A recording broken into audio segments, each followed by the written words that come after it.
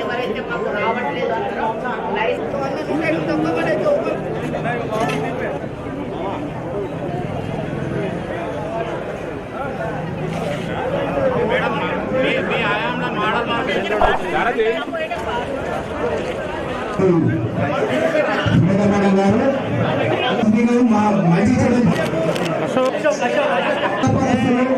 అది ఇక్కడ ప్రతి ఒక్క వ్యక్తికి అక్కడ ఉన్న గుమస్త పని చేసినా ఎవరున్నా వాళ్ళందరికీ ఇక్కడ ప్లాట్లు దాదాపుగా 300 ప్లాట్లు ఎక్కువ ఇక్కడ ఇచ్చినాం మేడం.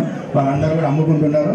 ఇక్కడ కొద్దిగా కట్టడి చేసి వాళ్ళకు కూడా స్థలం కేటాయితే సెక్రటరీ గారు పోయిన సెక్రటరీ గారు దయచేసి 150 ప్లాట్ అధికారికంగా ఇచ్చారు.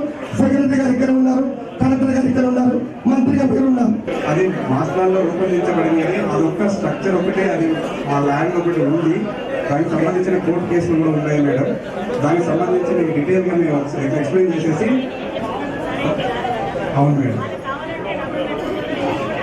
ఎస్ మేడం, అలానే madam. Thank you. Model market గా ఉన్నది. ఈ మోడల్ మార్కెట్ లో ఉన్న ఈ వ్యవసాయ కూరగాయల మార్కెట్ కి వారి సమస్యలు చాలా చెప్పారు. ఏ సమస్య చెప్పినప్పటికీ కూడా దాన్ని అన్ని కూడా వివరంగా మంత్రివర్యులు నోట్ చేసుకోవడం జరిగింది.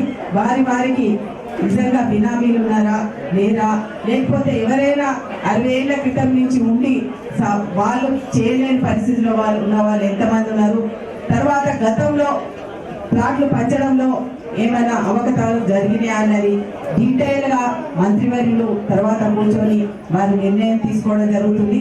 తెలియజేసుకుంటూ ఏది ఏమున్నా ఇక్కడ ఉన్నటువంటి కార్మికులు ఏదైతుందో కూరగాయల వ్యాపారస్తులకు వాళ్ళందరికీ కూడా న్యాయం జరిగే విధంగా మంత్రివర్యులు తీసుకుంటారని తెలియజేస్తుంది. ఈ అవకాశం కల్పించినందుకు అందరికీ కూడా పేరు పేరున మార్కెట్ ని మంజూరు చేయడమే కాకుండా వారే వచ్చి ఇక్కడ శంకుస్థాపన చేయడం జరిగింది.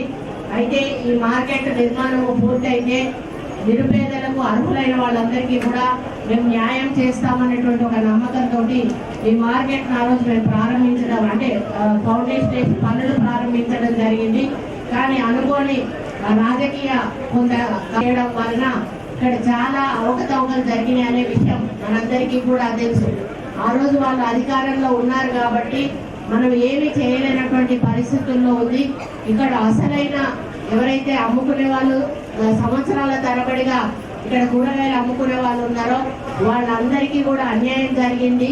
కొత్తగా లైసెన్సులు తెప్పించి, కొత్తగా అర్జిదారుల లైసెన్సులు తెప్పించి వాళ్ళు అనుకునే వాళ్ళందరికీ కూడా ఇప్పుడే మరి పెద్దలు మాట్లాడినట్టుగా వాళ్ళే రీటైల్స్, వాళ్ళే హోల్సేలర్స్, వాళ్ళే కూరగాయల షాప్కి సంబంధించిన ఫ్లాట్ వాళ్ళే 4x4 8x8 ఫ్లాట్లు కూడా ఈరోజు వాళ్ళే పెట్టుకొని కిరాయిలు తీసుకొని ఈరోజు రోజు ఒక 400-500 వస్తాయి కావచ్చు పాపం వాళ్ళు అమ్ముకుంటే. ఆ వచ్చిన దాంట్లో సగం డబ్బులు కూడా ఈ పెద్దోళ్ళకే కట్టి మరి పేదోళ్ళు కడుపులు మరి మార్చి అది స్ట్రిక్ట్ గా ఇంప్లిమెంటేషన్ చేయాలి. కవర్లు చేతుల్లో ఏం లేకుండా వచ్చి వాళ్ళు బ్యాగులు లేకుండా వచ్చి కవర్లలో తీసుకొస్తే కూరగాయల వాళ్ళు కవర్లు పెడితే దయచేసి వాళ్ళకు నోటీసులు ఇవ్వండి. ఫస్ట్ టైం నోటీసులు ఇవ్వండి, రెండోసారి నోటీసులు ఇవ్వండి, మూడోసారి కూడా కవర్లు పెడితే వాళ్ళ లైసెన్స్ రద్దు చేయండి. తప్పనిసరిగా క్లాత్ బ్యాగ్స్ మాత్రమే వాడాలనేది చాలా స్ట్రిక్ట్ గా మనం ఇక్కడ చేయాల్సిన అవసరం ఉంది. అదేవిధంగా మ్యాంగో మార్కెట్ కూడా స్థలం గురించి చెప్పి అని నేను మాట్లాడాలని అనుకుంటున్నాను. ఏమైనా మర్చిపోయినా కూడా రేపు మీ దగ్గర కమిటీ చేస్తారు కాబట్టి ఆ కమిటీ ద్వారానే ఇంకా మేమేమన్నా సూచనలు సలహాలు తీసుకోవాలనుకుంటే వాళ్ళ ద్వారా తీసుకొని డిపిఆర్ రెంట్ మేమే తీసుకుంటా అంటున్నారు. మేము కూడా కట్టే సగం మాటిలో సగం మేము చేస్తాం. అట్లయితే మేము ఓకే చేస్తాం. అంటే అది మనకు ఏదంటే ఆ ఫంక్షనాలు పూర్తి చేసి వీళ్ళకి అందించే కార్యక్రమం కూడా చేయండి. కాబట్టి మీటింగ్ పెడదామమ్మ చెప్పండి.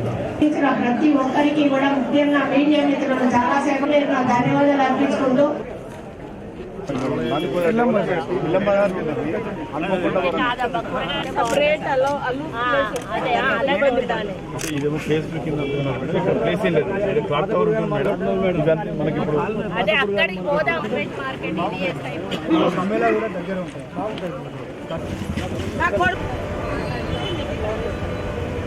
అప్పటి వరకు